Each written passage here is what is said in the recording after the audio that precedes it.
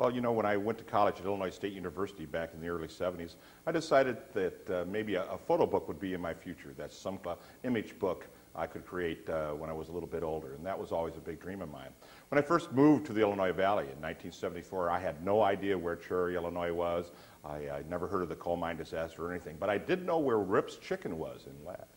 So I ended up with some friends at Rip's Chicken one day, and it was too early, the kitchen wasn't open yet. So we decided to ride around the countryside. I went a little bit north of Ladd on Route 89 into the village of Cherry. We saw a big monument in the cemetery there, it looked mighty impressive, so we stopped and walked up to it, and it was a big granite sculpture, and it talked about the coal mine disaster of 1909 and about how 259 men and boys were in such a disaster. And that was just astounding to me, the massive loss of life in this little village. Cherry at the time, in 1909, had a population of 2,000.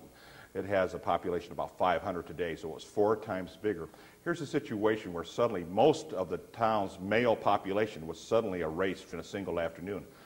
You know, how dramatic is that? How tragic is that? So I decided to look into it with some encouragement from some of my friends, and they pointed me in some directions to begin research on the Cherry Mine disaster. My first attempts to write something about it was really just a rehash of what has been written, a lot of facts and figures. But I wanted to explore the emotional impact of the tragedy on the village, on the community, on the coal mining industry as well. So I decided to write a historical novel. It's entitled Black Dam, the story of the Cherry mining disaster. And that's exactly what it is, the story of the mining disaster.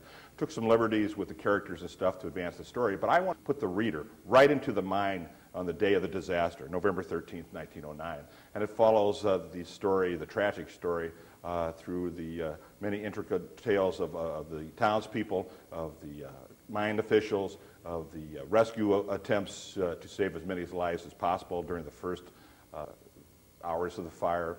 And it's really quite a tragic tale. I would think it'd make a very dramatic movie someday, and hopefully it will. And what was the inspiration behind the illustrated version of the Cherry Mine disaster?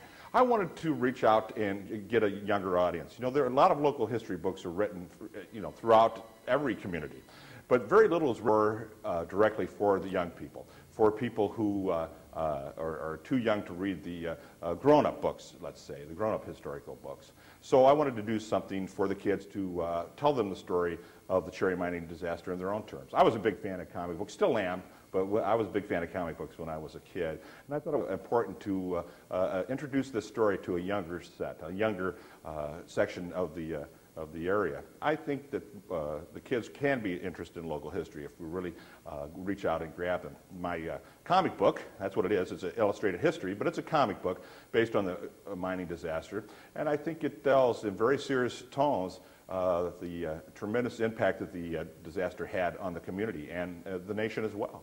I think it's important for the kids to learn a little bit about their own community. They should study their own backyard. Local history should be mandatory in area schools and Illinois schools because we have such a rich heritage, not only in this state as well. And I think the kids really, when they're introduced to something that they can, something in their own backyard, that they really study harder and it really lets them feel like they're part of the community, lets them understand the origins of the city that they live in.